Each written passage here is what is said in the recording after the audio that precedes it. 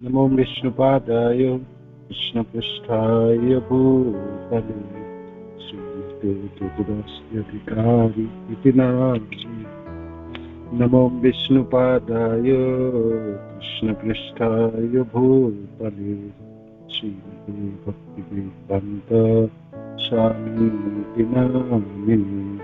नमस्ते सारस्वते देवे गौरवाणी प्रचारिणे निर्विशेषशून्यवादी पाश्चात्यदेशतारिणे।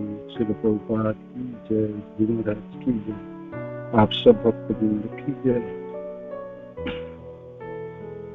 निताय गौर प्रेमानंदी हरि हरि बोल। हरे कृष्ण।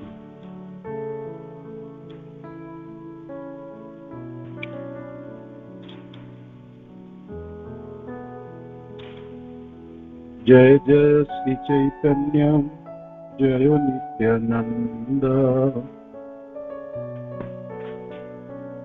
जय अद्वैत चंद्र जय गौर भक्त वृंद।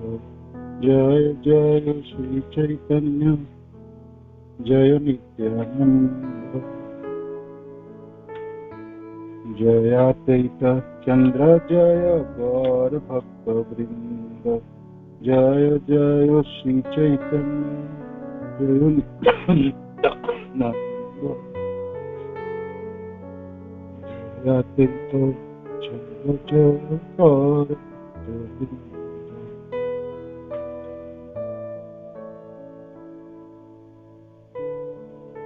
श्री श्री चैतन्य महाप्रभु की जय, श्री श्री नित्यानंद गोसाई की जय, श्री श्री अद्वैत ठाकुर की जय, श्री श्री गोदाधर पंडित की जय, शिवास आदि गौर भक्त बिंद की जय। निताय निताय निताय गौर प्रेमानंदी हरि बोल। हरे कृष्ण। श्री श्री चैतन्य चरितामृत श्री कृष्णदास कविराज गोस्वामी की जय। श्री श्री चैतन्य चरितामृत मध्य लीला अध्याय 19 चैतन्य महाप्रभु द्वारा गोस्वामी का उपदेश और उपदेश शुरू हो चुके हैं। तो ब्रह्मांड में 84 लाख प्रजातियों की जीव हैं और जीव किस प्रकार हर लोक में जीव हैं।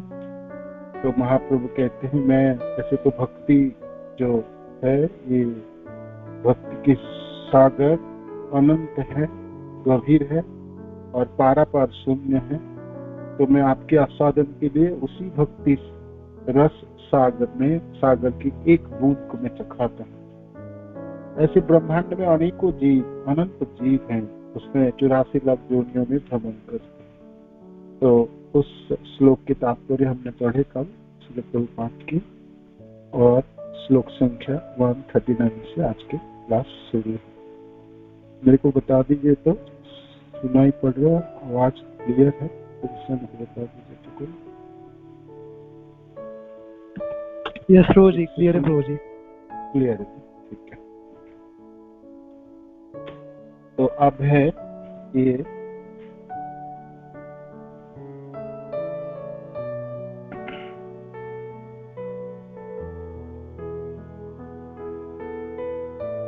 कम है आवाज, ठीक है, कोशिश करता हूँ।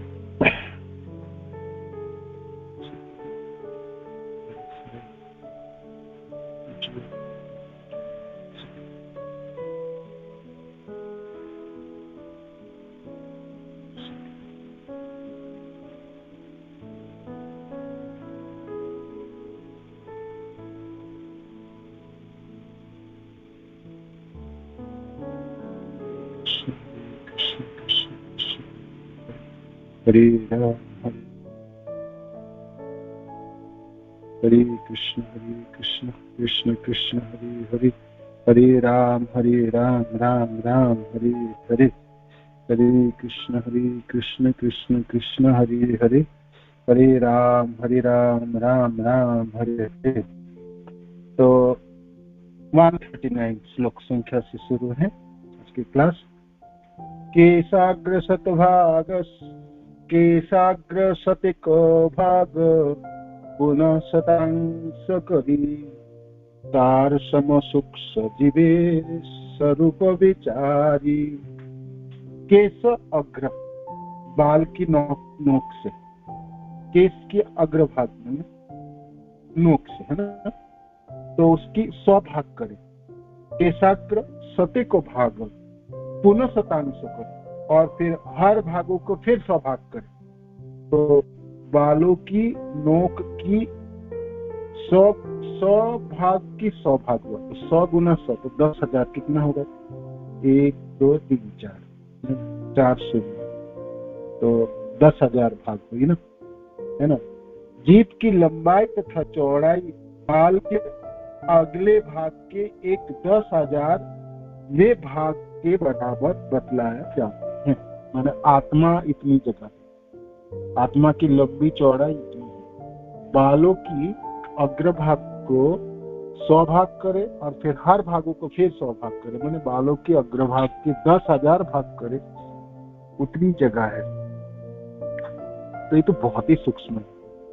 आपकी कोई भी माइक्रोस्कोप यहाँ पर नहीं बने जिससे आप आत्मा को देख पाओगे, है ना। छोटी छोटी बैक्टीरिया और वायरस हम देख पाते हैं साइंस लेबोरेटरी में, या जो लोग डॉक्टरी की पढ़ाई करते हैं तो शरीर के अंदर की सारी चीज दिखाई पड़ती है माइक्रोस्कोप। आजकल तो इलेक्ट्रॉनिक माइक्रोस्कोप है, बहुत ही पावरफुल है, छोटी छोटी चीजों को भी दिख सकते हैं, है ना। किंतु आत्मा सबसे सूक्ष्म है ना, सूक्ष्म से सूक्ष्मतर है ना।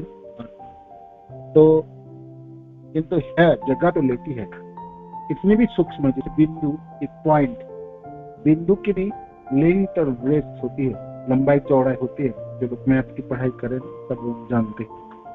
किंतु है तो ना के बराबर है। तो बिंदु में क्या लेंथ और क्या ब्रेथ? बिंदु तो बिंदु, तो पॉइंट होती है, किंतु जगह तो देती है ना। इस प्रकार आत्मा जो जीव है, जीव की जो स्वरूप है ना, तो वो कितनी, मैंने बोलो तो आप कितनी जगह ले, कितनी जगह ले। हम बोलेंगे ना भाई आत्मा देखने में इस प्रकार है, 1 उंगली लंबाई है या आधा उंगली की चौड़ाई है, ऐसा कुछ बोल के तो समझाएंगे ना। गीता के 2nd चैप्टर की जितने भी श्लोक है, आप आत्मा सब नाना, ये नहीं, है ना। ना जायते म्रियते व कदाचि नैनं भूत्वा भविता भविष्य अजो शाश्वत अहं पुराण ना हन्नते हन्नमाने शरीर। आत्मा ये नहीं है, आत्मा वो नहीं है, आत्मा नहीं, क्योंकि आत्मा को भौतिक संसार समझ पाना बहुत मुश्किल। किस चीजों के साथ तुलना करें? वो इस संसार की है ही नहीं, है ना। वो तो आध्यात्मिक जगत की, ममई वंश जीव लोके जीव भूत सनातन। भगवान कृष्ण कहते तो मेरी अंश है और ये सनातन अंश है। कृष्ण सच्चित आनंदमय है तो आत्मा भी सच्चित आनंदमय है।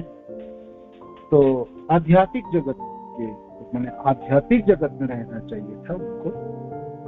भूले भटके वो जबरदस्ती यहाँ पर आ गए तो क्या किया? यहाँ है ही सच्चित आनंदमय, क्या चीज है यहाँ? सब तो निरानंदमय, निरानंद। सब कुछ देखो कैसे बनावटी यहाँ की है। अथाह प्रयास करने से थोड़ी आनंद की अनुभूति होती है, नहीं तो निरानंद है, निरानंद। दुख ही दुख है, दुखों की आलय है। पुस्तकालय में पुस्तक मिलता है, उसमें दुख मिलता है, इसलिए दुखों का आलय। सब लोग दुख देने के लिए यहाँ, हर आप देखो आपके आसपास जितने भी लोग हैं ना, सब आपके दुख देते हैं। आपके सागा संबंधी, आपके सजन, आपके मित्र, आपके परिवार परिजन, आप, है ना। तो भक्त जनों के संग में भी दुख पाता आपके, दुखी दुख है ना, दुखों की चपेट है ना, दुखों की श्रृंखला है। जैसे हम बद्रीनाथ केदारनाथ जाते हैं ना, बद्रीनाथ के आप भाई ऋषिकेश अतिक्रम कर जाओ, पहाड़ शुरू हो जाता है, पहाड़ी पहाड़, पर्वती पर्वत, एक श्रृंखला से दूसरे से तीसरे। कुछ दिन रह जाओ ना वहां पर, आपको लगेगा कब मैं समतल भूमि देखूं, कब मैं पहुंचू, ये पहाड़ों से निकल भी पाऊं कभी, है ना। ऐसा कोई होता भी है? तो आप मानो कि किसी को बचपन से वो हिमालय में रहता हो और पहाड़ों के बीच में रहता है और समतल भूमि कभी ना दिखे, तो उसको पता ही नहीं चलेगा कि समतल भूमि होता भी है ना। हम लोग भी बहुत मुश्किल पड़ता है ना कि कब आप भाई हरिद्वार पहुंचे और है ना, देख पाए सब कुछ, है ना, ये सब इस प्रकार। यहाँ पर सच्चित आनंदमय, सत न सत है, न चित है, न आनंदमय, तीनों ही नहीं है। यहाँ असत है, चित नहीं है, ज्ञानमय नहीं, सब अज्ञान के अंधकार में ढका हुआ है ना। और आनंद, आनंद की क्या, कौन सा विषय वस्तु कौन सा विषय वस्तु यार, किसने देखा आनंद, किस चिड़िया की आनंद? वो तो गुरुदेव की कृपा है जो आनंद के और ऐसे शब्द भी सुने हैं, पढ़ते भी हैं और अनुभव करने के प्रयास भी करते हैं, है ना। नाम जप में आनंद था, वो भी हमने इतने गलत जपे और इतने खराब जपना सीख लिए, उसकी भी आनंद चली, है ना, उसमें भी हमने भीड़ भाड़। भौतिक संसार में तो आनंद है ही नहीं है, भौतिक किसी कार्य में आनंद नहीं है। जहां तक आध्यात्मिक साधन भी था इस भौतिक संसार में, उसमें भी कर्मकांडी घुस गए सब, है ना, वो सब निरानंदमय है ना। साधु संग नाम कीर्तन भागवत सवन स्वाध्याय श्री गृह सवन मथुरा वास, है ना। पांचों की पांच सर्वश्रेष्ठ महाप्रभु के देव गोसाई पाद कहते हैं, पांचों में ना इस संकीर्तन संकीर्तन को छोड़ के बाकी सब में कर्मकांडी घुस, कली की इतनी प्रचंड प्रभाव है, सब में घुस, सब में। जहाँ तीर्थ है, तीर्थ भूमि है, वहीं कली की पंख फैल गई, प्रसारित हो गई, सब कुछ उल्टा पुल्टा को ही देखो, है ना। चोरी होगा, डकैती होगी, धोखाधड़ी होगी, शोषण करने की प्रवृत्ति होगी, जितने भी पाप करना लोगों को ही करना, है ना, हर तरह से। तो इसका अर्थ ये है कि ये जगह निरानंद, यहाँ पर सब कुछ आनंद है। और आत्मा इतनी छोटी है, इतनी सूक्ष्म है, हम किसी को बोलेंगे भाई आप तो आत्मा हो, है ना, आपके असली स्वरूप आत्मा है ना, ये जो शरीर है ना, ये आपकी परिचय नहीं है, वो तो आपकी तरफ देखेगी, वो देखिए बोलता क्या है, कहाँ से आए, कौन सा ग्रह से आए, है। हमको खुद को ही भरोसा नहीं होता, हम दूसरे को क्या भरोसा, है ना। हम खुद ही भूल जाते। अभी हमने पढ़े है ना, अभी हम पढ़ लिया कि साग्र सत्य को भाग पुनः शतांश करी तार सुन सुख सुविवेक स्वरूप विचार, जीव के स्वरूप है, तो हम भूल जाएंगे, सब भूल जाएंगे, है ना। सोते समय जाएंगे, कल सुबह तक सब भूल जाएंगे, भूल के खा जाएंगे। फिर में गीता के श्लोक पढ़ेंगे, फिर चैतन्य चैतन्य के श्लोक, फिर याद, ओहो कृष्ण तो सच्चिदानंदमय है, हम कृष्ण के अंश, हम भी सच्चिदानंदमय है, ठीक है। वो कल फिर भागवत क्लास में फिर सुनेंगे, देखा जाएगा। अभी तो मेट्रो पकड़ना, नौकरी करनी, ये करनी, वो करनी, वो करनी, ये करनी, ये नहीं करनी, ये नहीं करनी, ये नहीं करनी, है ना। तो ये जगह कितनी उल्टी है देखो, है ना। यहाँ पर ना सत है, ना चित है और ना आनंद है, किंतु हमारी स्वरूप है सच्चिदानंद। इसलिए ना हम बिल्कुल विभस हो जाते, हमारी अवस्था बिल्कुल, माने पानी जैसे मछली है, उसको पानी से निकाल दिया जाए तो क्या हालत होगी, ऐसे हालत होगी। हमने आध्यात्मिक जगत को छोड़ ही दिए और भौतिक संसार में पड़ गए और भौतिक लोगों के साथ पड़ गए और चारों तरफ शत्रु से घिर गए। बाकी लोग तो है ही शत्रु, अपने जो इंद्रिया है वो भी महाशत्रु, हमारी भावना, हमारी चित्त वृत्ति, हमारी सब कुछ हमारी शत्रु। इतने सारे शत्रुओं से घिरे हुए हम कहाँ आनंद के अनुभव कर पता। जीव बहुत ही छोटा सा, 10,000 भाग की एक भाग है। बालों की अग्रभाग कितना है, वो ऐसे ही छोटा, इतनी छोटी, इतनी सूक्ष्म है, उसके 10,000 भाग करो तो एक भाग की क्या होगी, है ना। तो बिल्कुल नहीं दिख पाएगी। ऐसे कोई माइक्रोस्कोप बनी नहीं है जहां से आत्मा की छवि उठ के आए। आत्मा की छवि देखिए आपने किसी दीवार में टंगा हुआ, ये आत्मा है जी, देखो छवि बना के देखिए, मतलब कभी कभी सूक्ष्म है, मन सूक्ष्म है ना। मन को देख पाते आप, मनो को अनुभव कर पाते। फिर मन से सूक्ष्म है बुद्धि।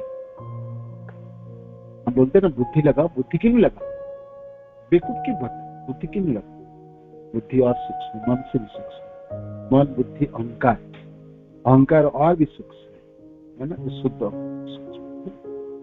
और फिर इससे भी सूक्ष्म है आत्मा, और आत्मा से भी सूक्ष्म सूक्ष्मतम है वो परम।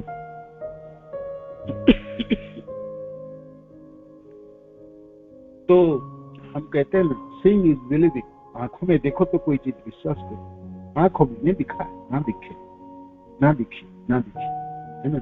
कोई कहे आत्मा को लाओ दिखाओ, बड़े बोलते हो आत्मा आत्मा करते रहे, तो दिखाओ जी दिखाओ, देख ही पाओ। हाँ, आत्मा इतनी सूक्ष्म है। तो महाप्रभु यहाँ से शुरू करते हैं, ये समझो तुम अपने स्वरूप के बारे में जानो, जीव की ये स्वरूप है। आगे फिर केशाग्र शतभागस्य शतांश सदृशात्मक जीव सूक्ष्म स्वरूपो अयम संख्यातीतो ही चित्कनो। यदि हम बाल के अगले भागों के 100 खंड करें और इनमें से एक खंड लेकर फिर से उसके 100 भाग करें, तो वह सूक्ष्म भाग असंख्य जीवों में से एक के आकार के तुल्य होगा। ये सब चित्कन अर्थात आत्मा के कण होते हैं, पदार्थ के नहीं।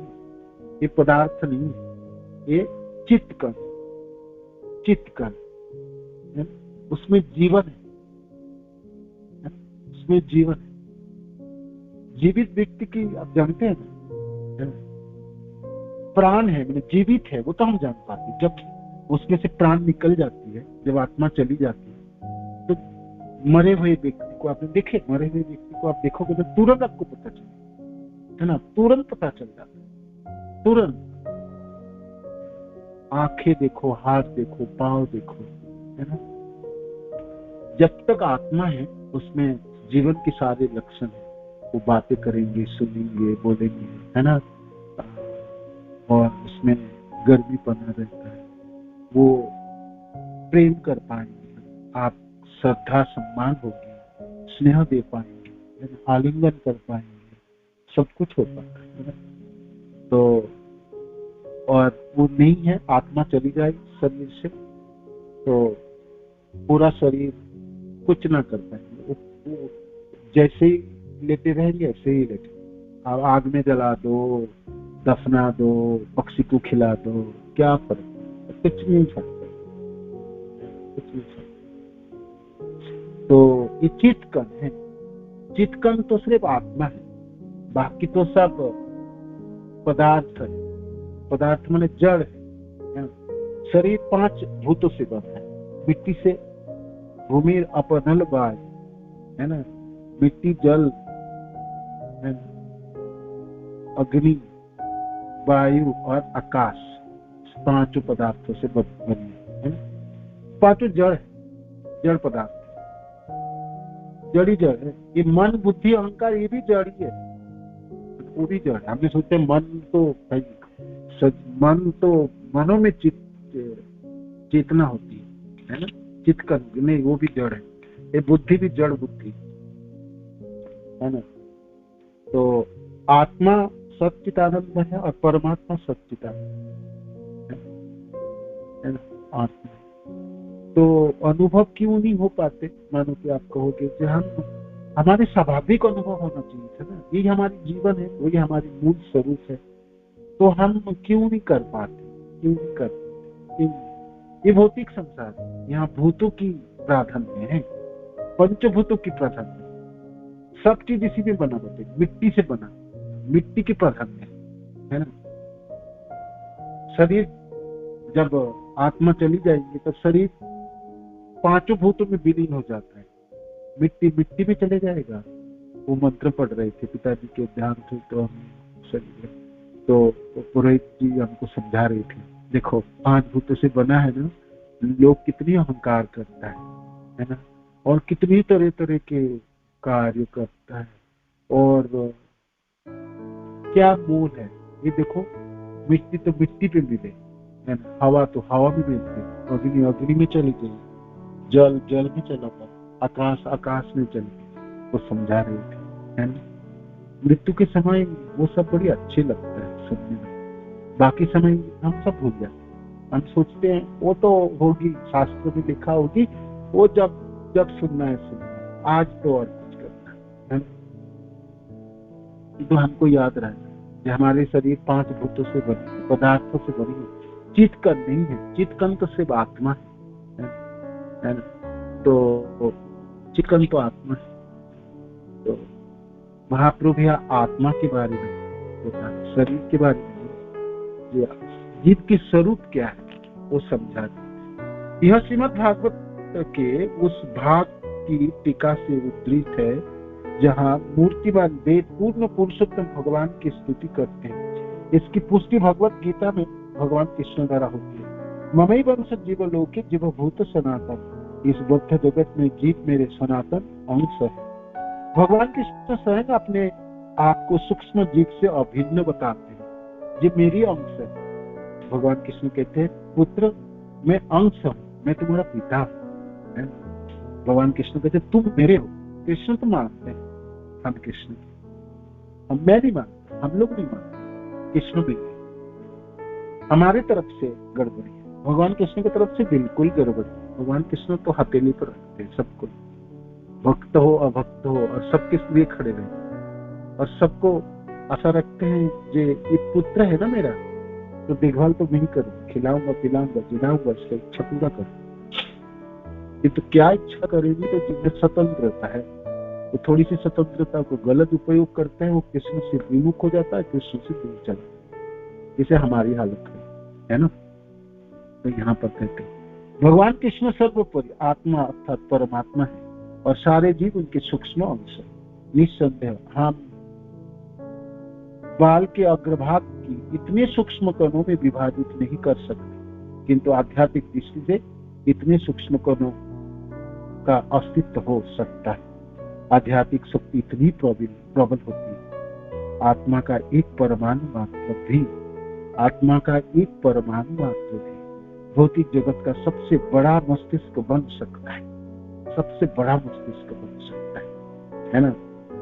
वही आध्यात्मिक स्फुलिंग एक चींटी के भीतर होता है, और वही ब्रह्मा के शरीर के भीतर भी रहता है। यह आध्यात्मिक स्फुलिंग अपने कर्मों अर्थात भौतिक कार्यकलाप के अनुसार विशेष प्रकार के शरीर प्राप्त करता है। सारे भौतिक कार्य सतो रजो तथा तमो गुणों से या उनके मिश्रण से संपन्न। भौतिक प्रकृति के गुणों के मिश्रण के अनुसार ही जीव को विशेष प्रकार का शरीर प्रदान किया जाता है। हमारे कर्म हमने अगले बार क्या शरीर धारण करेंगे वो निर्धारित हो जाता है। पूरे जीवन यात्रा हमारे अगले शरीर निर्धारण करते हैं। हम बहुत अच्छी तरह से भक्ति करेंगे तो गुरुदेव की कृपा हो, हमने कृष्ण की चरणाश्रित हो जाए और अंत्य नारायण स्मृति भगवान याद हो जाए, तो क्या हमें गोलोक धाम में स्थित हो जाएंगे। हम अपने सनातन सेवा में संलग्न हो जाए, है ना? मुक्ति हित्वा अन्यत्र रूप स्वरूप व्यवस्थित। अब अपने स्वरूप पे व्यवस्थित है। स्वरूप क्या है? आत्मा है ना? स्वरूपगत हमारे परिचय हम आत्मा है। चित्त का भी हम होते हैं, नहीं तो हमको शरीर प्राप्ति हो जाती है, भूतों की शरीर प्राप्ति, पंचभूतों की शरीर प्राप्ति हो जाती है।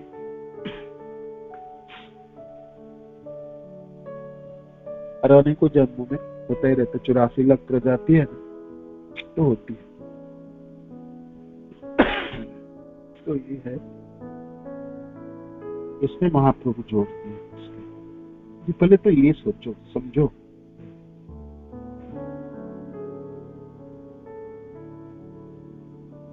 हम शरीर नहीं, हम क्या है? आत्मा है। गुरुदेव सारी क्लासों की निर्यास होती है, शरीर नहीं है, हम आत्मा है। जीते हम इस शरीर से, शरीरों की देखभाल करते हैं, आत्मा को भूल जाते हैं, बिल्कुल भूल जाते हैं। किंतु आत्मा ही चित्तकर्म है, आत्मा ही वो स्फुलिंग है जिसकी वजह से मैं बोल पाता हूँ, चल पाता हूँ, सोच पाता हूँ, अनुभव करता हूँ। और ये कृष्ण की अंश है, कृष्ण के अंश है। पराशर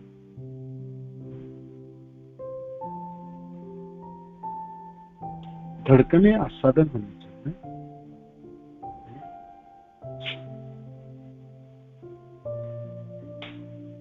कभी कभी सोचना भी चाहिए, परमात्मा के रूप में कृष्ण हृदय में विराजमान है, तो भाग्यवान है ना कृष्ण के साथ लिपटा हुआ, या भगवान कृष्ण ही लिपटे हुए अपनी छत्र छाया में रखते। कृष्ण कभी भी नहीं छोड़ते जीव को, वो हमेशा साथ में रहेंगे, हमेशा साथ। चींटी की जीवन हो, चिड़िया की हो, कुत्ते हो, बिल्ली हो, परमात्मा तो आपके साथ है। मृत्यु के समय भी खड़े रहेंगे, फिर अगले माँ के गर्भ में जाएंगे, तब भी माँ के गर्भ में चले जाएंगे, है ना। इसलिए भगवान कहते हैं सुहृदम सद्बुद्धि सर्वस्व चाह हृदय सन्निविष्ट, मैं हृदय में रहता हूँ, सन्निविष्ट, बहुत नजदीक रहता हूँ, सबसे नजदीक हूँ मैं, कृष्ण कहते हैं सबसे नजदीक है। सर्वस्व चाह हृदय सन्निविष्ट मत स्थिति ज्ञान अपूर्व, मेरे से स्थिति ज्ञान और भूलने की शक्ति। भगवान बहुत नजदीक रहते हैं कृष्ण, इसलिए हम ठीक से पुकारे ना, नाम जप करते समय सुबह बिल्कुल सुन पाएंगे, बिल्कुल सुन पाए। ऐसे नाम और नामी में ही भेद नहीं है, तो वो तो है ही कृष्ण, नाम कृष्ण के उच्चारण करते और करते करते हृदय स्थित कृष्ण भी शब्द कर पाते हैं। नामों में जिस प्रकार शुद्धि होती है जीव की, करोड़ों जन्मों की कलमश को अतिक्रम कर सकता है और अपने पूर्ण स्वरूप में स्थित हो सकता है। संध्या के समय घर लौटने को सब लोग घर लौटना चाहता है, संध्या हो गई तो घर चलो, काम कार्य समाप्त करो, वापस चलने, वापस चलने, वापस चलने, वापस चलने।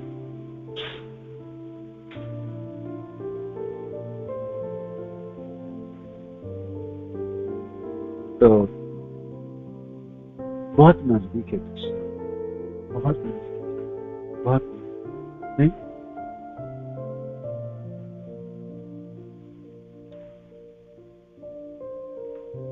तो जो व्यक्ति बहुत नजदीक है ना, तो आप बहुत धीरे से भी बात करोगे तो सुन पाए, और आप कहोगे मेरी कॉन्फिडेंशियल बात है, तो गुप्त बात करना चाहिए। हम जब गुप्त बातें करना चाहते तो हम एक एकांत जगह में चले जाते हैं ना, और फिर करते वीरान जगह में चले जाते, गुप्त बात, बाकी लोग ना चाहते, तो आप खूब गुप्त बात कर सकते, प्यार में अपनी निजी बातें कर सकते। देखो कृष्ण, ये मेरी और आपके बीच में, और कोई ना चाहता, तो आप बोल सकते हैं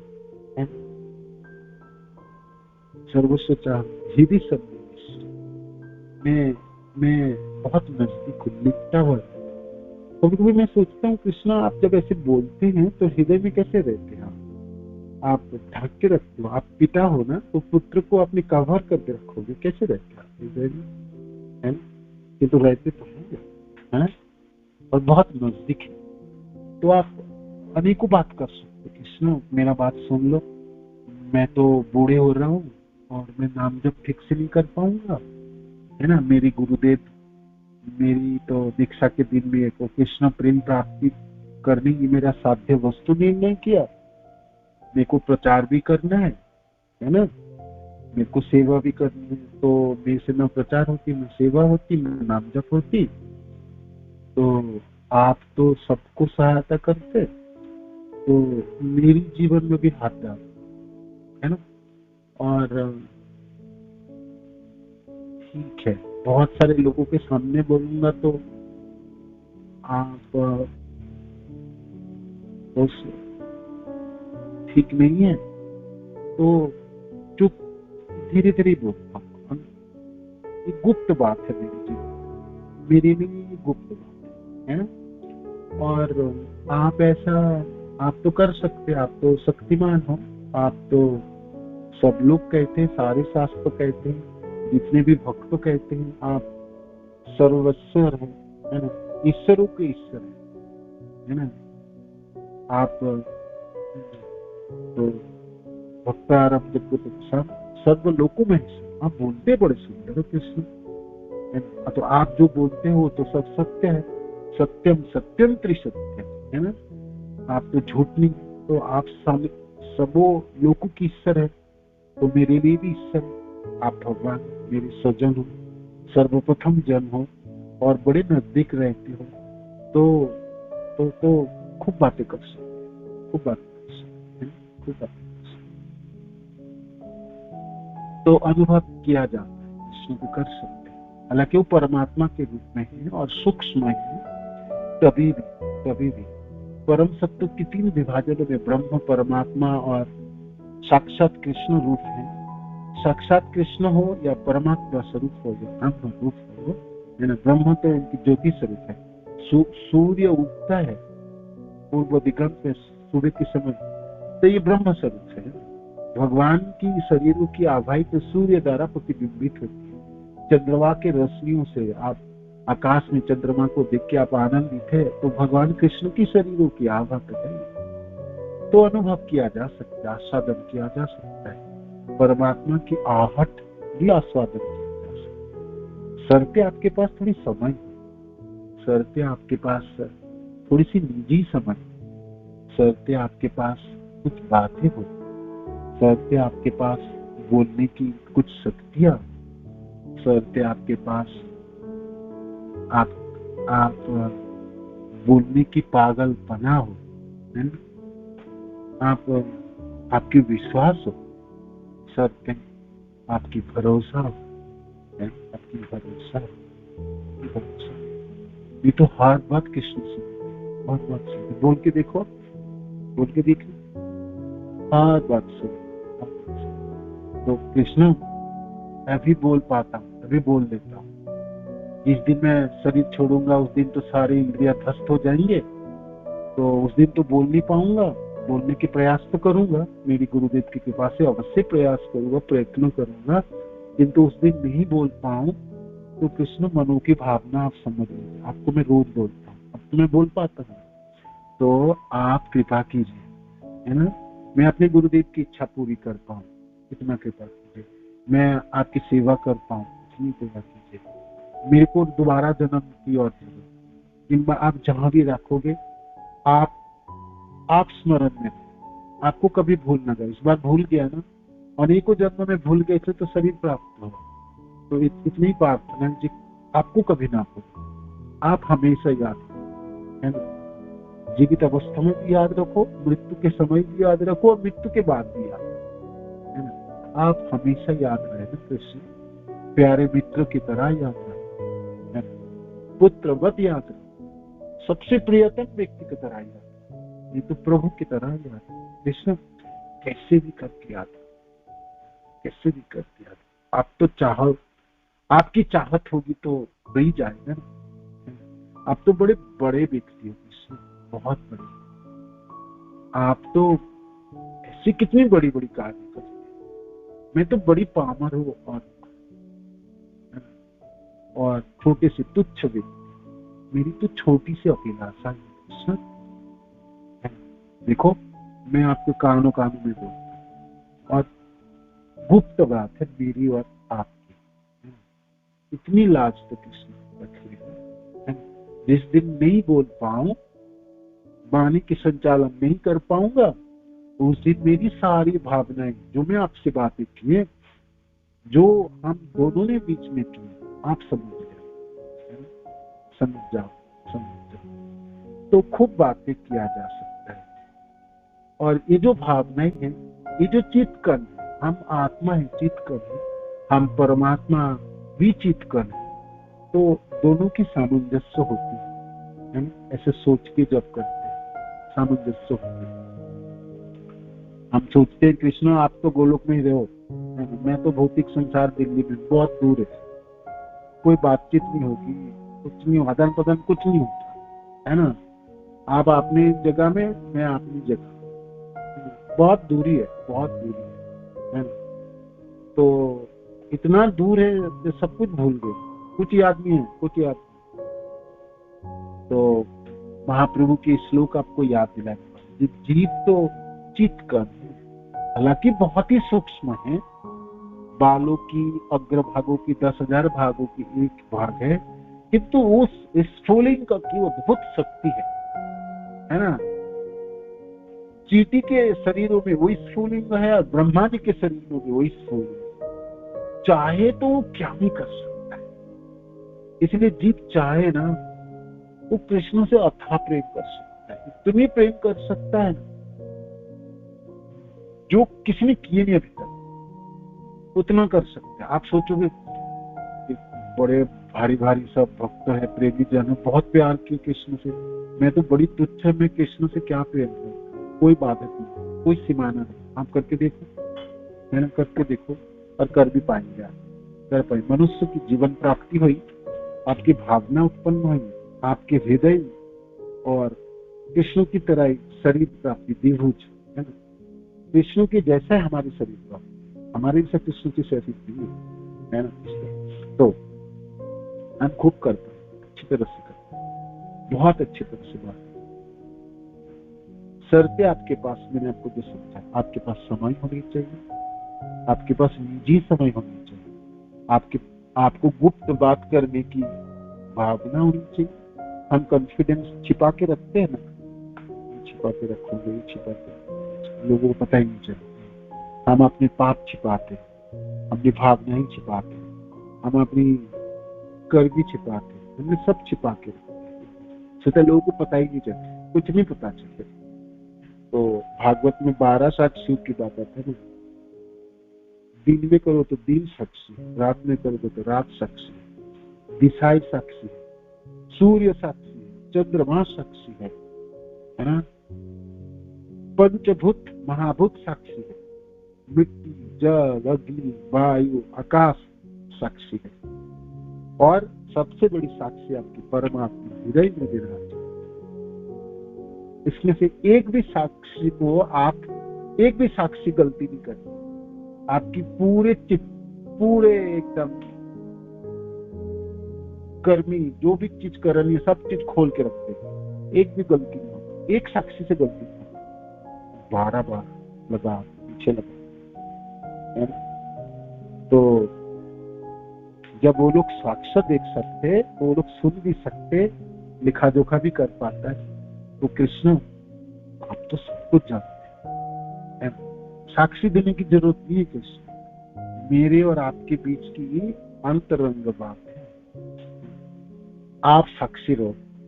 देखो मैं बात कर रहा हूँ, आज आप साक्षी रहो, आप ही मेरी सबसे सजन है ना। पिता, आप ही पिता हो, आप गीता में बोलते हो, मैं वही सत्य मानता, आप पिता हो, पितामह हो, पिता मत्स्य जगतो माता धाता पिता है ना। जब पवित्र कर वेद सार जजरी बचे, आप सब कुछ हो कृष्ण में मानता हूँ, पिता हो, पितामह, माँ हो, सब कुछ हो, सजन हो है ना। गति भरता प्रभु साक्षी, आप गति हो, प्रभु हो, साक्षी है, शरण देने के लिए जगह है ना।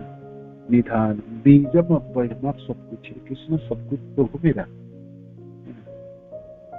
किंतु मैं अपने मुख से बोल रहा हूँ, आप सबके सब कुछ हो, वो तो मेरे को नहीं पता। एक दो आप जब बोल रहे तो सच्ची बोल रहे हो, किंतु मेरे लिए आप सत्य हो, मेरे लिए आप सत्य हो, और मेरे साथ आपके एक संबंध है, ये सत्य है। और रोज में थोड़ी थोड़ी करके बोल के रखूंगा, जैसे हमारे संबंध में गाढ़ता हो है ना, निकटता हो, एक घनिष्ठता उत्पन्न हो।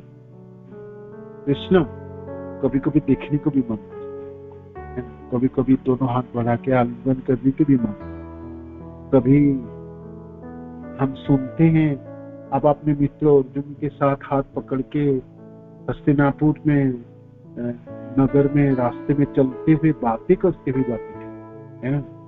ऐसा दृश्य की वर्णन भागवत में। आप द्वारका में भी अपने प्रियजनों के साथ कितनी तरीके से, मैं भी तो आपके प्रियजनों में से, आप तो मानते ही होंगे। अब मैं नहीं माना अभी तक, किंतु तो अब मानने का मन करता है, तो मैं भी खूब बात करना चाहता हूँ ईश्वर। तो क्या बात करूँ आपसे? मैं आपके रोज की बात बताऊं, सुबह से शाम तक क्या किया, तो आप तो सुन लीजिए। मैंने ये किया, ये किया, वो किया, हम बता सकते हैं। कौन रोकने वाला आपको? कोई ना रोकने। कौन टोकने वाला? कोई ना टोकने। कोई बाकी संसार के कोई लोग सुने व देखे तो कहेंगे तो पागल हो चुका है, उन लोगों को बोलते। मैं तो यही करूंगा ना कृष्ण, है ना, क्योंकि आपको मैं कहां से ढूंढ के लाऊं? मेरे पास उतनी शक्ति तो है नहीं, तो मैं ये जानता हूं, जब मैं कुछ बोलूं तो आप सुनते, लेकिन आप सबसे नजदीक हो। तो सर्वस्व चाह हृदय सन्निविष्ट, ये सब तो बहुत ही सुंदर, बहुत ही सुंदर। हमने इसमें ध्यान लगाए, जी कृष्ण सबसे नजदीक है, हृदय में एकदम सन्निवेश। सन्निवेश शब्द का अर्थ निकालो तो आप किसी भी डिक्शनरी में ढूंढ के देखो, सबसे निकट, तो आप तो सबसे निकट हैं। मैं इस रूम में बैठ के क्लास 7 में पढ़ रहा हूँ, मैं मम्मी को बुलाऊं तो यहाँ से आवाज देना पड़ेगा, थोड़ा दूर है, किंतु कृष्ण आपको तो आवाज भी नहीं देगी, अब तक एकदम हृदय में देखा। आप सिर्फ सोचिए, सोचने की प्रयत्न कीजिए, ये कृष्ण मेरे साथ, मेरे हृदय, इसमें सोचने मात्र से ना अपने हृदय भर जाएंगे। आपको ना थोड़ा सा लगेगा कि मैं सचमुच में आस्वादन कर पा रहा हूं, अनुभव कर। आप सोचो, जिसके सिर्फ सोचने मात्र से आपको हृदय भर उठ जाए, तो जिस दिन सचमुच वो कुछ बोलने लगे तो क्या करें? और ऐसा तो होगा ही, रोज आप बोलोगे, दूसरे वाले भी तो उत्तर कुछ ना कुछ देंगे ना। ऐसा तो नहीं है जो बिल्कुल सुन ही नहीं पाता, ऐसा तो हमने कहीं भी नहीं पढ़े। कृष्ण के कान नहीं है, आंखें नहीं है, और आदान प्रदान कर नहीं पाता, बड़े निष्ठुर व्यक्ति, ऐसा भी तो है नहीं। वरना कृष्ण तो बहुत तत्पर है अपने कार्य में। तो बड़ी सुंदर आप व्यवहार कर सकते हैं परमात्मा के साथ, आप अनुभव कर सकते हैं। आशा आपके पास जब थोड़ा सा समय हो ना, तो आप सोच के देखिए, गीता के सारे श्लोक में आप अपनी तरह से अनुभव कर सकते हैं। भगवान के श्रीमुख की वाणी है ना, तो आप सोचो कि भगवान बोलना क्या चाहते, क्या बोल के चले, अर्जुन को सुना के चलेंगे कि मेरे लिए कुछ छोड़। तब आप देखोगे कि कृष्ण ये तो मेरे, आप तो मेरे ही है। ये निजी संबंध कहलाता है, संबंध ज्ञान कहलाता है, ये निकटता होती है, ये सन्निवेश कहलाता है। और ये संबंध है, चित्त कणु के साथ चित्त कणु की संबंध है। हम अब शरीर से संबंध करने के लिए प्रयत्न करते हैं, ऐसे भी किसी के शरीर के साथ भी संबंध है, इसलिए संबंध है, उसमें कृष्ण है, इसलिए संबंध है। आप देखोगे किसी को हम प्रेम करते हैं, प्यार करते हैं, स्नेह करते हैं, उसमें कृष्ण के अंश है, इसीलिए वो अंश चले जाए तो मुर्दा से कोई प्रेम ना करे, ना कोई स्नेह करे, ना कोई श्रद्धा सम्मान, है ना, होता नहीं ना, आपने देखे। तो हर जीवों में भी आप कर पा रहे तो उसमें कृष्ण है, इसलिए। तो ऐसे देखा जाए तो कृष्ण के लिए ही हमने कर रहे हैं, ये तो हम समझ नहीं पा रहे। हम सोचते हैं नहीं, मैं तो अपनी निजी जन्म को कर, क्योंकि उसके यहाँ पे कृष्ण है ना, कृष्ण के अंश होने के नाते हमने समझ। तो इस प्रकार के हम समझ पाएंगे ना, चित्कर्ण है हम, इसको समझ पाना ना बड़ी भारी पड़ता है, क्योंकि हमारी सब समय संबंध से पदार्थों में होती है। 24 घंटे के घंटा 2 घंटे तो नाम जपते हैं, तब हो सकता है थोड़ी चित्त कर्मों के साथ संबंध हो। भागवत बहुत अच्छी तरह से श्रवण करते हैं, तब भी हमारी चित्त और शांति के साथ संबंध होता है। आनंद खूब कीर्तन करते हैं तो कभी कभी आनंद की, तो कभी खूब अच्छी तरह से नाम करते हैं आनंद के। तो सच्चिद आनंद की जो अनुभव है, आस्वादन है, बहुत कम मात्रा में हम भूल ही जाते हैं, हमको पता ही नहीं। फिर हम लोग दुखों की चपेट में आ जाते हैं, फिर पदार्थों में लग जाते हैं, पदार्थों को ही हमारे आसक्ति है। तो इसीलिए ना हमारे 24 घंटे की जीवनों में आधा घंटे की, 10 मिनट की, जैसे मैंने आपको बात कर रही थी तो मैं अनुभव कर रहा था, जैसे मैं बहुत अकेला बैठ के किसी को पूछूं तो कृष्ण आज तो मैंने श्रवण किया सुबह की क्लास में आपके बारे में, तो आप ऐसे ही है क्या, आप ऐसे ही है क्या।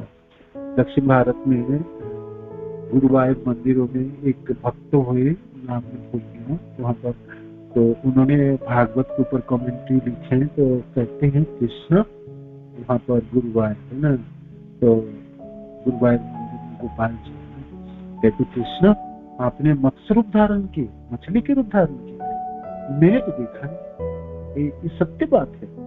तो भगवान फिर कहते हाँ सत्य है, मैं मत्स्य रूप धारण किया था। तो फिर वो आगे कमेंट्री फिर लिखते हैं, फिर ऐसे कहते हैं आपने वराह रूप धारण किए थे, सत्य है आपने ऐसे धारण किया। तो निकट का है, नजदीकता है, भगवान के साथ आदान प्रदान, वो भगवान कृष्ण की वाणी सुनने के लिए उत्साह, तभी आगे बढ़े। तो ये चित्त कणों के साथ चित्त कणों के संपर्क। महाप्रभु कहते हैं ये जीव तो चित्त कर, हालांकि सूक्ष्म है, ये तो अद्भुत में शक्तियां है, सबसे सुंदर शक्तियां है, वो परम चित्त कर कृष्ण के साथ संबंध स्थापित कर सकते हैं। ये सबसे विषय और आश्चर्यजनक कार्य होगी जिस दिन हम कृष्ण से संबंधित हो जाएंगे। सबसे सुंदर कार्य और सबसे रहस्यमय कार्य। हमने अनेकों कार्य किए, अनेकों जन्म में अनेकों चीज की प्राप्ति की, किंतु सबसे सुंदर प्राप्ति और आश्चर्य प्राप्ति होगी जिस जन्म में हम कृष्ण से संबंधित हो जाए, कृष्ण से संबंधित हो जाए। ऐसे ही अभिलाषा है। तो आप याद रखना, हम एक चित्त कर और एक स्फुलिंग की तरह है, और एक कृष्ण के अंश है। कृष्ण अंश ही है, कृष्ण हमारे लिए पिता भी है, माता भी है, पितामह भी है, हमारे प्रभु भी है, दास्य रसों में, सख्य रसों में वो मित्र है, वात्सल्य रसों में वो हम उनके पिता माता है तो पुत्र के रूप, और माधुर्य रसों में प्रियतमों की प्रियतम है ना। तो देखो भाई, जिससे जो अच्छा लगे कृष्ण से वो संबंध कर लो, जो अच्छा लगे वो संबंध कर लो। ये चित्त कणों के साथ चित्त कणों की संबंध है। पढ़ने में तो श्लोक हम पढ़ते हैं, आत्मा तो बालों की 10,000 भागों की एक भाग है। जान के क्या होगा कृष्ण, कभी मैं सचमुच जान पाऊं तो आप थोड़ा कृपा कर दो ना, आप ही कर दीजिए, आप ही कर, क्योंकि मैं तो शरीर में जकड़ता हूं, मेरी तो अनुभव है। प्रभुपाद की जय, गुरु महाराज की जय, आप सब भक्त जनों की जय। गोपीमानंद जी, हरे कृष्ण।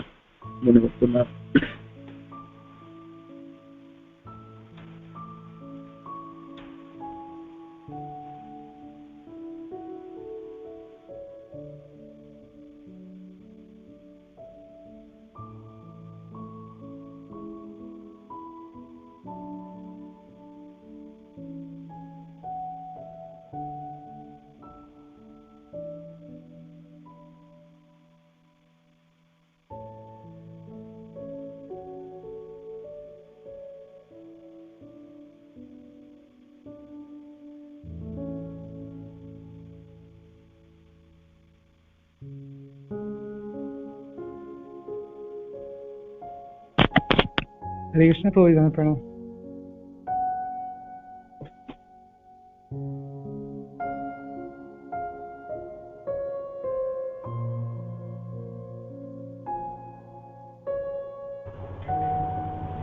हरे कृष्ण प्रभु जी। हरि बोल, हरि बोल। प्रणाम प्रभु जी। प्रभु जी मेरा प्रश्न था, प्रभु जी कल आप बता रहे थे कि प्रभु जी कल आप अलग अलग ब्रह्मांड के लोक के बारे में बता रहे थे, तो कि ऊर्ध्व लोक के बारे में आपने बातें करी थी। तो प्रभु जी मेरा प्रश्न था कि पूरी सारे लोकों में सबसे महान तो पृथ्वी है ना, क्योंकि भगवान को जितनी बार आना होता है तो भगवान पृथ्वी पर ही आते हैं। और बाकी ऊर्ध्व लोकों में भी भगवान आते हैं क्या? जैसे यहाँ पे कृष्ण आए, भगवान चैतन्य महाप्रभु आए, सारे अवतार तो पृथ्वी पे भारतवर्ष में लिए, सारी लीला यहाँ प्रकट करी। और हम देखते हैं कि देवी देवता लोग भी वो भी पृथ्वी पे आते हैं, भगवान की लीलाओं में भाग लेते हैं। ब्रह्मा जी हरिदास ठाकुर बन गए। तो प्रभु जी जो गोलोक वृंदावन का जाने का मार्ग है, या फिर जो भगवान की जो ये रागानुगा प्रेमा भक्ति है, तो केवल पृथ्वी वासियों के लिए है कि ऊपर के लोकों में भी इस प्रकार से अवेलेबल है? जैसे हमारे शास्त्र है, भगवत गीता, भागवतम, चैतन्य चरितामृत, ये सब तो पृथ्वी पे लिखा गया और पृथ्वी वालों के लिए, कि ऊपर के लोकों में भी इस प्रकार के शास्त्र उपलब्ध है। जैसे हमारे आचार्य लोग भी आए, रूप गोस्वामी, सनातन गोस्वामी, जितने भी आचार्य वो सब पृथ्वी लोक पर ही आए। तो ऊपर के लोक में जितने भी लोग रहते हैं, जन लोक, महालोक, अब्बलोक, सत्यलोक, इन लोगों को भी शुद्ध वस्तु का संगति या फिर भगवान का इस प्रकार का संगति या इस प्रकार के शास्त्रों का संगति इन लोगों को होता है कि प्रभु जी की नहीं होता है? और इन लोग को प्रेमा भक्ति मिलती है कि ये लोग को भी पृथ्वी लोग भी आके सहारा लेना पड़ेगा? प्रभु जी ये प्रश्न था। हरे कृष्ण। तो पृथ्वी लोक के सहज है कृष्ण के साथ संबंध स्थापन करना, सहजतम है ना, सबसे अच्छी संबंध हो सकता है। बहुत कम समय में संबंध हो सकता है और बहुत जल्दी आपको कृष्ण प्रेम प्राप्ति हो सकता है। कृष्ण की कृपा है, करुणा ही है ना? तो इसका अर्थ ये नहीं है जो ऊर्ध्व लोकों में कृष्ण अवतरित नहीं होते। कृष्ण सब जगह में, सब लोकों में अवतरित होते हैं, है ना? और सब जगह उनकी उपस्थिति है। सर्वव्यापक शब्दों के अर्थ वासुदेव रूप सिर्फ धरती में नहीं है, वो सब जगह है, सर्वत्र विराजमान है कृष्ण। ये तो आपके प्रश्न। फिर कहे जे ऊपर के लोग वो सब धरती में आना पड़ता है क्या? नहीं, ऐसा भी नहीं। ब्रह्मा जी जब अपने कार्यकाल को पूरा करता है तो धरती आके उनको आध्यात्मिक लोग जाने की जरूरत नहीं, प्रयोजन नहीं है। जब ये पूरे ब्रह्मांड नष्ट हो जाएंगे तो ब्रह्मा जी अपने इस भौतिक संसार को आवरणों को भेद करके ब्रह्म ज्योति के रास्ते पे अपना वैकुंठ लोक प्राप्ति कर सकते हैं या अपने गोलोक भी प्राप्ति कर सकते हैं। अपनी भावनाओं के पर निर्भर करता है उस समय के ब्रह्मा जी ने क्या भावना रखी इस तरह से, है ना? तो ये प्रश्न के उत्तर। और प्रश्नों के उत्तर क्या जे हमारे पास शास्त्र है, क्या उन लोगों के पास शास्त्र नहीं है? वो तो आप जानते हैं, तो शास्त्र तो है। हमारे यहाँ 18,000 श्लोकों की भागवत है, स्वर्गलोक में अनेकों श्लोकों की भागवत है ना? और सब लोकों में शास्त्र है। कृष्ण के साथ संबंधित होने के लिए ज्ञान सर्वत्र विराजमान है। सिर्फ इस 14 भुवनों के इस विरिंचियों के ब्रह्मांड में नहीं है। यहाँ तो 4 मुख वाले ब्रह्मा जी है, किसी में 8 मुख वाले, किसी में 16 मुख वाले। अनंत ब्रह्मांड में सर्वत्र हर जगह में शास्त्र विराजमान है। जीव विमुख जीवों को कृष्ण के धाम प्राप्ति हो जाए, कृष्ण के चरणाश्रित हो जाए, सब जगह में करुणा में कृष्ण अपनी व्यवस्था रखी है शास्त्र के माध्यम से। साधु शास्त्र कृपाई यदि कृष्ण उन्मुख हुई, सही जीव निस्तारे माया छल है। साधु शास्त्र, साधु और शास्त्र सब जगह पे, सब जगह पे, सर्वत्र है, सब लोगों में है, सब जगह। ऐसा नहीं सिर्फ धरती में है। किंतु हाँ, ये वो जगह है जैसे कहीं अवतरण करना है, सबसे प्रथम जगह जो है, जैसे एयरपोर्ट होता है ना, किसी शहरों में आपको जाना है तो बाहर के देशों से आप आ रहे हैं, तो एयरपोर्ट वो जगह है जहाँ बहुत जल्दी मिलन हो जाए, दर्शन प्रथम हो जाए, प्रथम दर्शन के अभी मैंने भाग्य उनको प्राप्ति हो जाता है। तो फिर व्यक्ति फिर शहरों में पहुंचता है। तो उस हिसाब से आप बोल सकते हैं पृथ्वी के लोग भाग्यवान हैं, क्योंकि कृष्ण बहुत सहज है, यहाँ पर सावली है, और कृष्ण के जैसा हमारी शरीर प्राप्त है। हम द्विभुज वाले हैं, कृष्ण जैसे अपने स्वरूप में रहते हैं, स्वयं रूप में जो उनकी अवस्था है ना, द्विभुज मुरलीधारी कृष्ण है ना, जो दो भुजा वाले कृष्ण चतुर्भुज है। कृष्ण बराह रूप में है ना, मत्स्य पूर्व बराह निसिंह वामन, अनोक असंख्य रूपों में कृष्ण विराजमान हो सकते हैं। ऐसे ऐसे रूप हैं जिसकी तो शास्त्र में वर्णन भी नहीं है, जो कृष्ण धारण कर सकते हैं। तो वो सब नहीं है। कृष्ण स्वयं रूप में जो विराजमान है वो मनुष्य रूप को प्राप्ति कराते हैं। तो इस हिसाब से देखा जाए, कोई जगह में ना व्यक्ति हर जगह में जाता है, रहता है, क्योंकि किसी एक विशेष जगह के प्रति उनकी विशेष आसक्ति होती है, विशेष प्रेम भी होते हैं, और कहते हैं मुझे वो जगह बड़ा अच्छे लगते हैं। भगवान कृष्ण को सबसे प्यारी जगह है धरती, पृथ्वी लोग आप बोल सकते हैं, उस हिसाब से बोल सकते। किंतु ऐसा नहीं है कि कृष्ण बाकी जगह में रहते ही नहीं, जाते ही है ना, होते ही तो है। वामन अवतार है विष्णु की स्वर्ग लोकों में, धरती में नहीं है वो, है ना। बलि महाराज की यज्ञशाला नर्मदा नदी के तट पे था, वो स्वर्ग लोक में थे, वो यहाँ नहीं था, है ना। भागवत के अनेकों लीलाएं ऊर्ध्व लोकों में हुई, है ना। हमने धरती के लोग पढ़ते हैं, सुनते हैं, किंतु बहुत सारे लीलाएं ऊर्ध्व लोकों में हुई। गजेंद्र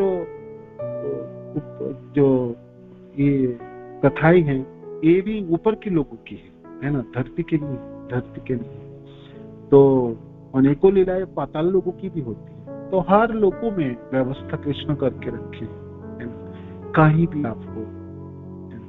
आप भगवान कृष्ण के साथ संपर्कित होने के लिए हर जगह में व्यवस्था भगवान कृष्ण ने करके रखी। ऊर्ध्व लोकों के वासी ज्यादा भाग्यवान है प्रभु, वो लोग 24 घंटे उन लोगों को यही कार्य, जनलोक तपलोक और ब्रह्म लोगों की ऐसा नहीं है वो लोग को अधपतन हो जाएंगे, बहुत कम चांसेस है, ना के बराबर है, ना के बराबर। आप परसेंटेज के हिसाब से बहुत कम परसेंटेज है, किंतु धरतियों को मनुष्यों के पतन होने के लिए परसेंटेज आप जानते हैं, कभी तो 100% वो ऊर्ध्व लोक हो सकता है, कभी आपको 99% आपको पतन होने की पूरी संभावना रहती है। तो इसीलिए ऐसा नहीं बोल सकते जो धरती के लोग ही गोलोक प्राप्ति होगी, हमारे परसेंटेज बहुत कम है, बहुत कम है। किंतु जनलोकवासी की तब आपकी ब्रह्म लोगों की बहुत कम परसेंटेज इसको अधपतन हो जाएगी, होती है, परसेंटेज में बहुत कम है। इसीलिए आप ये नहीं बोल सकते जो धरती में लोग भगवान की प्राप्ति करते हैं। मनुष्य को तो पता ही नहीं चलता भगवान कृष्ण कहाँ आते।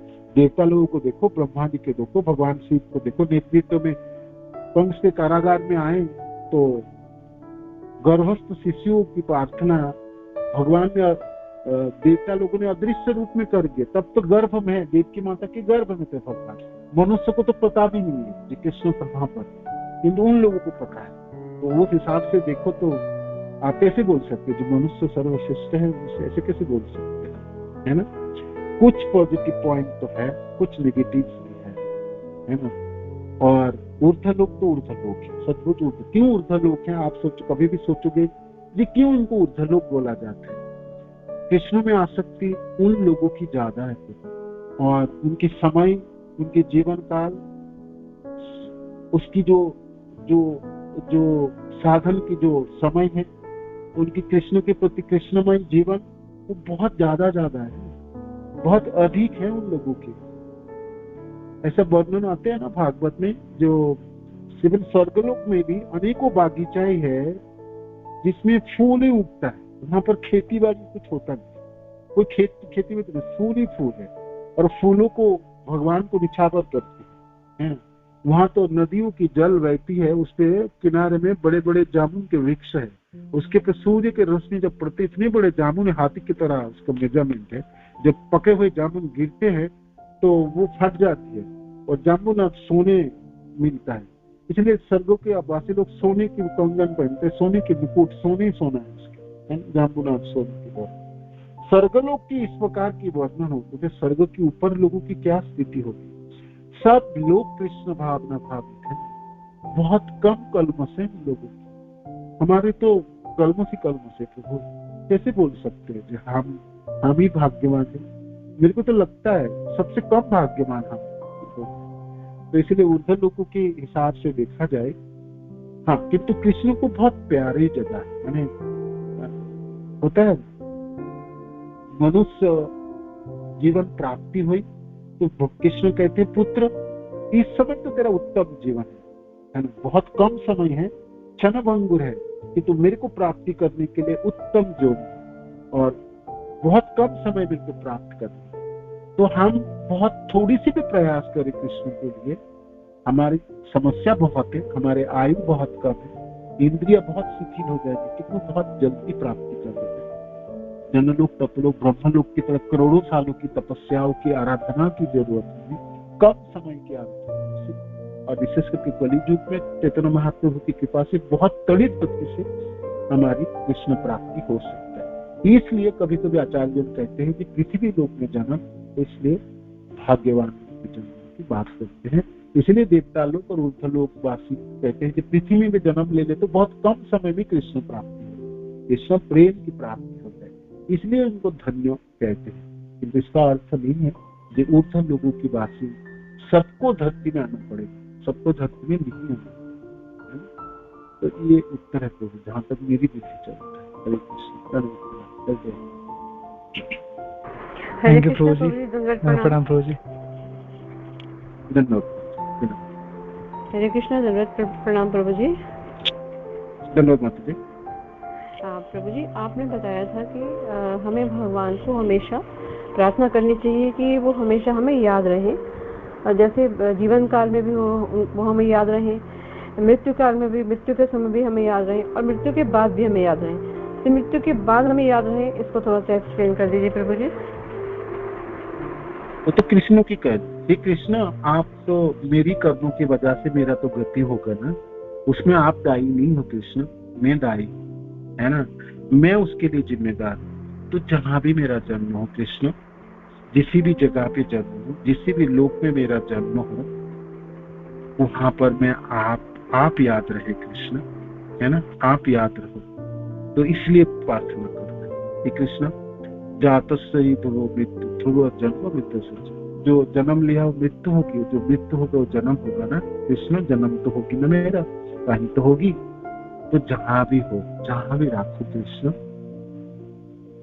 स्मरण में आप रहो, बस आपको न भूलना। वो प्रार्थना मैं अभी कर लेता हूँ, मेरे को क्या पता कृष्ण क्या जन्म होगी और मैं कर भी पाऊंगा या नहीं कर पाऊंगा, तो वो भी मैं करते रहूंगा। इस अर्थ में मैं बता रहा था। तो ऐसा करने से ना आपकी निकटता उत्पन्न होती है, नजदीकता उत्पन्न होती है, भरोसा का बढ़ोतरी होती है। इसको प्रार्थना ही कहलाता है। शास्त्र में इसको लालसा में ही प्रार्थना ही कहलाता है ना, आपकी निजी इच्छा। कभी कभी होता है ना, जो बहुत नजदीक व्यक्ति है, जो सजन है, जैसे पुत्र होने के नाते पिता से होने को बात करते हैं हम, माता पिता जब हम छोटे छोटे थे तो कितने बात करते थे, हाथ धरे और बैठेंगे, बातें करेंगे, लाड लड़ेंगे, तो हमने कितनी बात करते। कृष्ण तो हमारी सद्बुद्ध पिता ही है, सजन है, तो इसे तो हम बोल ही सकते कृष्ण अभी देखो मैं बोल पाता हूँ, अभी बोल लेता हूँ, मृत्यु के समय नहीं बोल पाऊंगा तो अभी बोल लेता हूँ। अभी आप याद रख लीजिएगा और आप काउंट करके रखिएगा, और मृत्यु के बाद भी जहां भी जाऊंगा वहां भी नहीं बोल पाऊं तो उसके लिए भी बोल देता है ना। तो इस तरह इस हिसाब से मैं आपको बोलना कर, ठीक है। हरे कृष्ण जी, बहुत सुंदर प्रभु जी, धन्यवाद प्रभु जी। एक प्रश्न और है, जैसा कि ये बताया गया है कि आत्मा का बहुत परिमाण आपने बताया है कि वो बाल के अग्रभाग के 10,000 भाग के बराबर है। तो जैसे कभी कभी कहा जाता है 10,000 भागों की एक भाग, 10,000 भागों की एक भाग हाँ के बराबर, परिमाण के बराबर है। तो जैसे कहा जाता है कभी कभी कि वहाँ फलां जगह आत्मा दिखाई दी है, वहाँ आत्मा दिखाई दी, तो वो कैसे दिखती है? क्या वो उनको वो शरीर मिलता है क्या वो आत्मा को? जैसे हमको दिखाई देते ना, हमको शरीर मिला ना, दिखता है, हाँ, हम दिख पा रहे हैं, हमको दिख पा रहे हैं, आप देख रहे हो, आप मेरे को देख रहे हो, मैं आपके देख रहा हूँ, तो हम तो आत्मा को ही देख रहे हैं। आत्मा भीतर है, किंतु आत्मा शरीर धारण के, इस प्रकार वो शरीर धारण करता है, अनेकों शरीर धारण कर सकता है। कभी कभी वो प्रेत शरीर धारण करता है, सूक्ष्म शरीर भी धारण करता है ना। तो आत्मा के लिए क्या बड़ी बात है, तो वो ठीक बात है, देखते तो है, क्यों नहीं देखते। किंतु उसमें आश्चर्य क्या है, अभी तो हम देख ही पा रहे हैं ना, आत्मा को देख तो पा रहे, शरीर में है तो देख पा रहे, तो उसको भी ऐसे देखते हो, उसमें क्या बात। जी प्रभु। आत्मा स्फुलिंग की तरह है और किसी भी जगह में रह सकते, सर्वगत। वो पेड़ के अंदर रहेंगे, मिट्टी के अंदर रहेंगे, आकाश में रहेंगे, जलों में रहेगा, वो किसी भी जगह में विराजमान हो सकता है ना। तो विराजमान रह के वो अपने शक्ति को प्रदर्शन कर ही सकता है कृष्ण की इच्छा से, कृष्ण की कृपा से। तो इस प्रकार देख सकते, इस प्रकार अनुभव होता है। कुछ लोगों ने सब बोलते हैं, ठीक बोलते हैं, ऐसा है। जी धन्यवाद प्रभु जी, धन्यवाद। चलो हरे कृष्ण, बहुत शुक्रिया। श्री प्रभुपाद की जय, गुरु महाराज की जय, आप सब भक्त जनों की जय, गौतम